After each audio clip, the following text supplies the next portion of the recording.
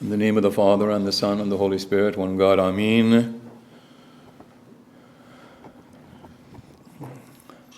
The Rolling Stones have a controversial title to a song. It's called Sympathy for the Devil.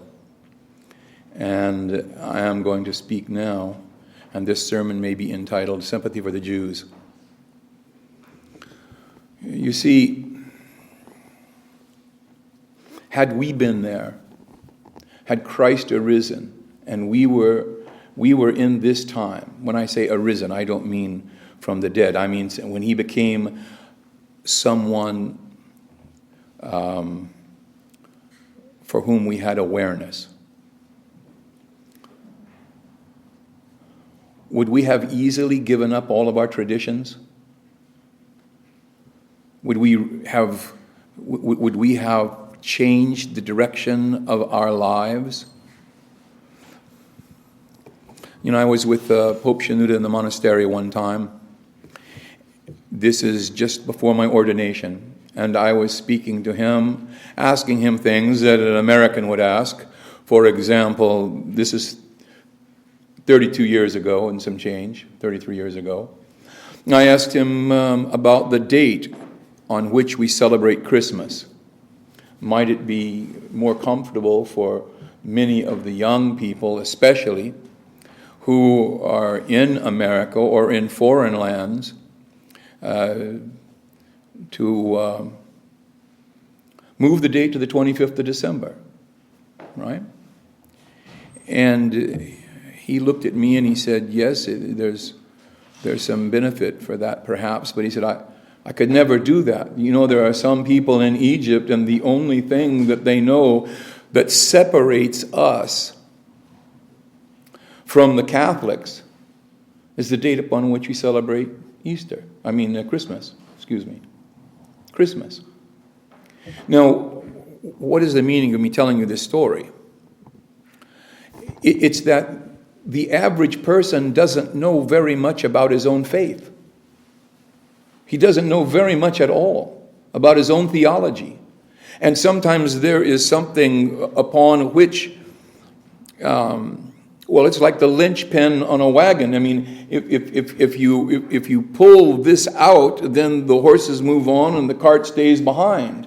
The man is propelled forward because someone has told him at some point something and he has believed it. And then you take that away from them, and then all of a sudden they are in a dither. Okay, 30 some years later, Ambasarapian has granted permission to some churches to celebrate Christmas on the 25th. Now, this hasn't happened in Egypt,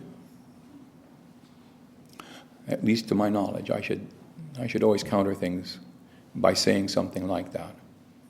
You see, the Jews didn't know a whole lot more about their own theology than Christians who have the title Orthodox know about theirs.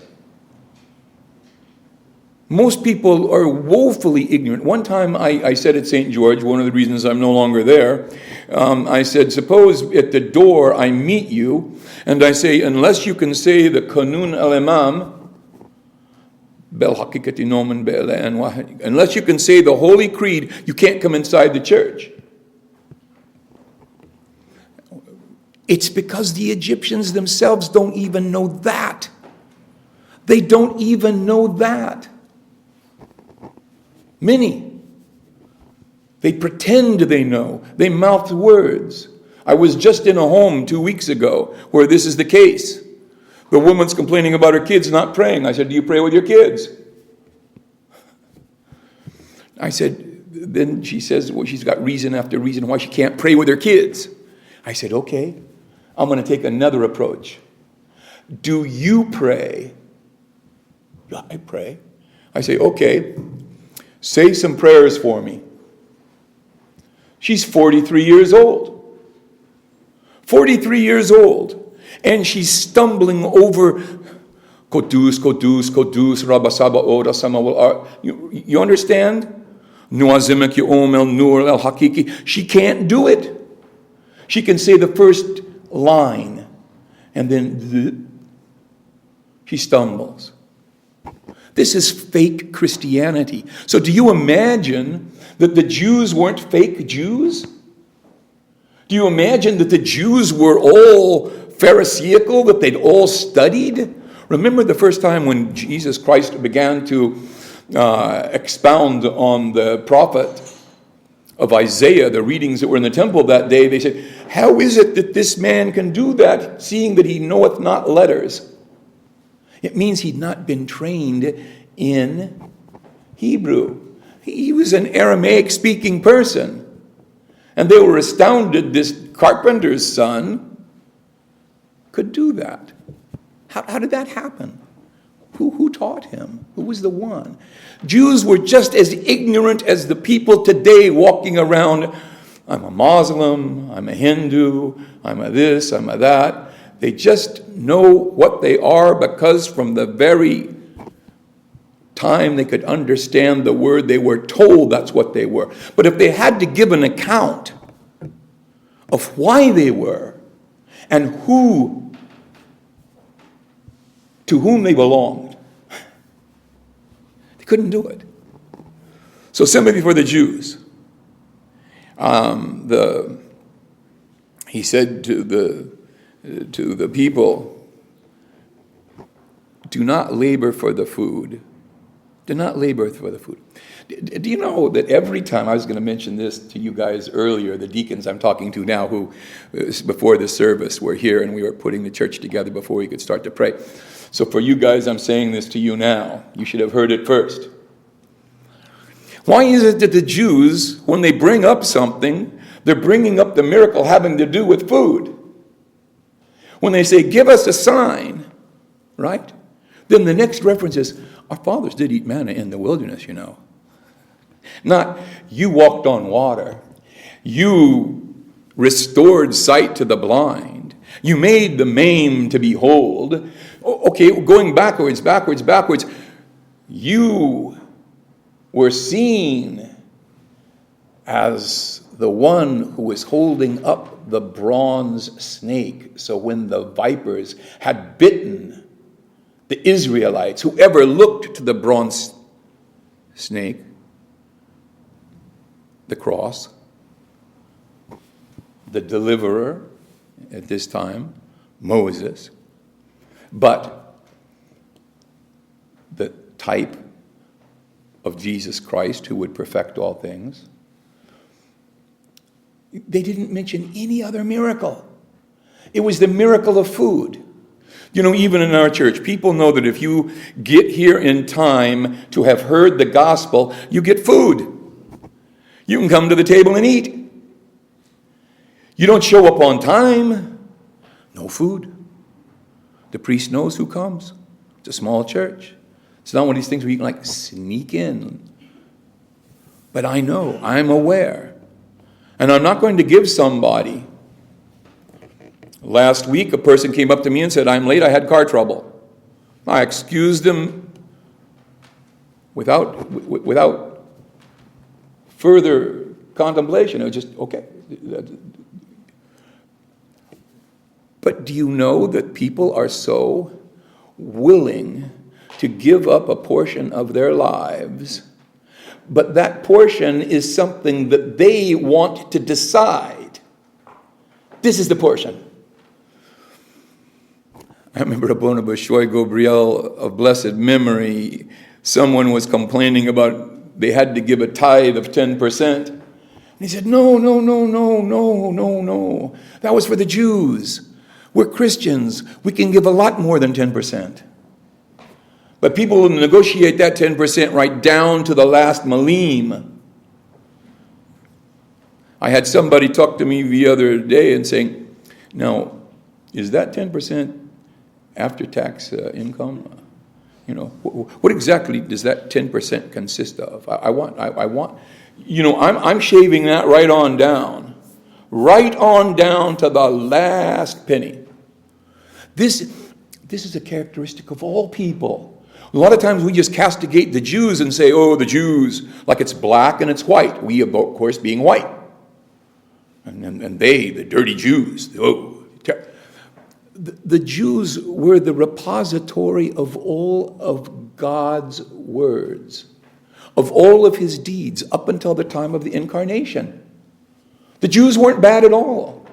Now, I consider myself, or would have considered myself in the time of the Jews, to have been a really good Pharisee. I would have been a lawyer. I would have been the kind of person who obeyed the law and made sure that everybody around me, insofar as I was capable, also obeyed the law. So now once I have evidence, I'm the person that needs to be castigated. I'm the person who needs to be blamed. I'm the person that you can truthfully with your whole heart condemn. But the Jews were just a group of people, and a portion of them were Pharisees. Not every Jew walking around was a Pharisee. No, this guy's he's a shop keeper. This guy's a fisherman. This guy's this. They're just people, just like you. So the Lord said to them, guess what? The work that you need to do is to believe on me. Now, I want you to understand that in the case that he is using the word believe, he means it as a verb. It's not a noun. Your belief. What is your belief? What does your belief consist of?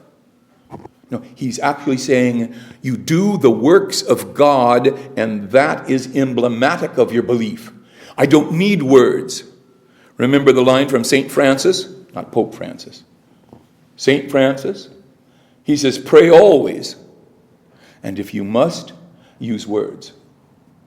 But it means your life is a prayer. Your actions are a prayer. The Lord said, I am the true vine. And my Father is the vine dresser. What does this mean? The vine dresser is the one who will take away unproductive stems from any vine so that the vitality of the vine goes to producing fruit. You know, the Lord had 12 disciples, but there was always the big three. Everything that happened that was of great significance was Peter, James, and John. Well, what were the rest? To use a Jewish expression, right? Chopped liver? No. But there were three. There were three that distinguished themselves, like vessels. You know, you put something in a vessel, if the vessel itself does not have full integrity, you lose the contents of what was put inside. So a person must work diligently to make sure that they maintain their integrity.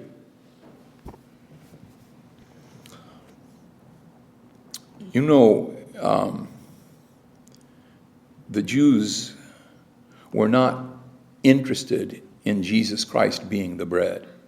They wanted the bread to be the bread.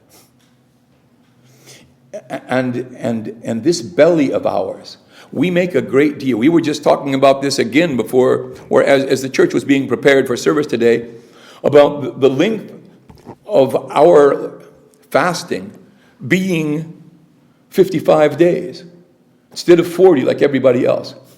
Oh, by the way, if any of you want to be Roman Catholic because you don't like fasting, boy, is it so easy to be Roman Catholic.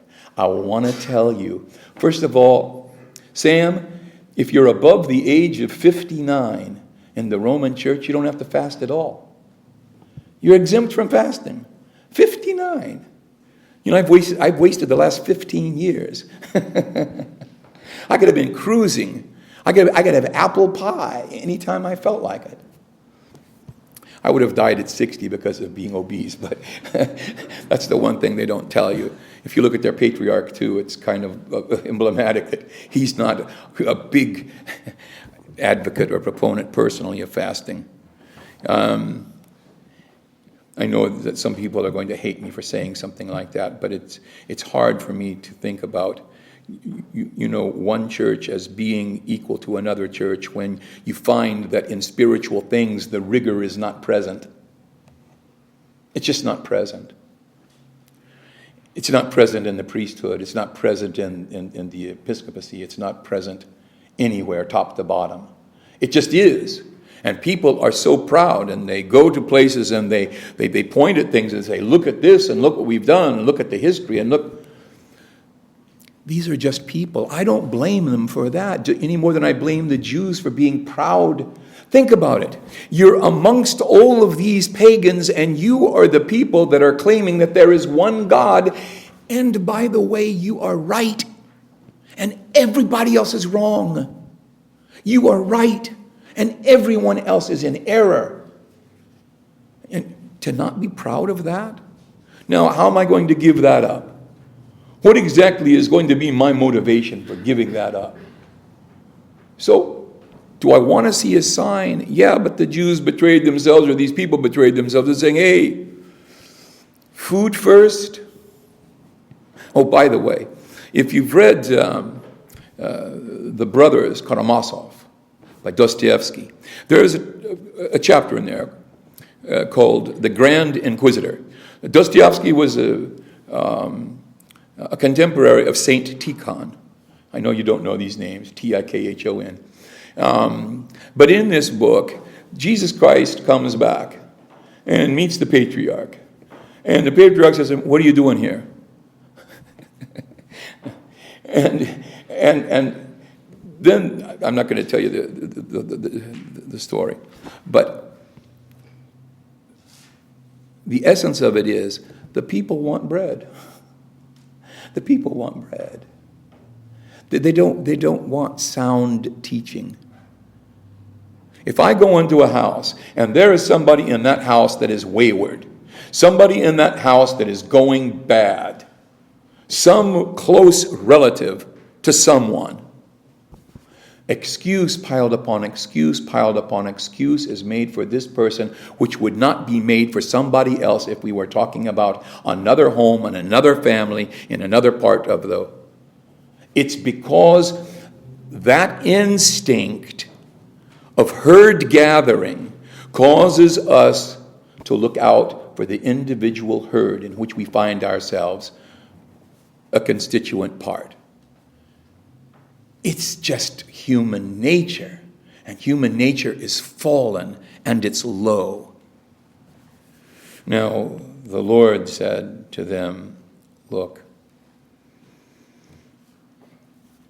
I understand that you don't believe. You have seen, yet you do not believe. Now, how about us? We believe, but we haven't seen. But we have the comfort of the words that were spoken to St. Thomas, right? Blessed art thou, Thomas. Okay? You believed because you have touched, but blessed are those who have not seen. So we get in balance what they do not. They saw and did not believe. They saw and they did not believe. Now, of course, there's a time before this, during the multiplication of the loaves and the bread, where they wanted to make him a king. This is because of the nature of our emotion. We get aroused, but just like a teapot that you put on the stove and it starts to whistle because steam is building on the inside of the pot. As soon as the fire goes down, the temperature of the water goes down. And then there's nothing left.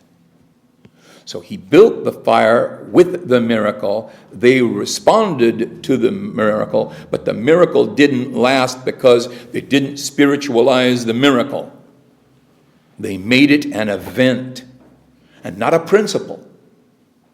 And sometimes we have precious little in our lives that we can look to and say, yes, that's the reason for my being. That's the reason for my belief. That's the reason for my hope. And that's what I share when I come to church in my thanksgiving.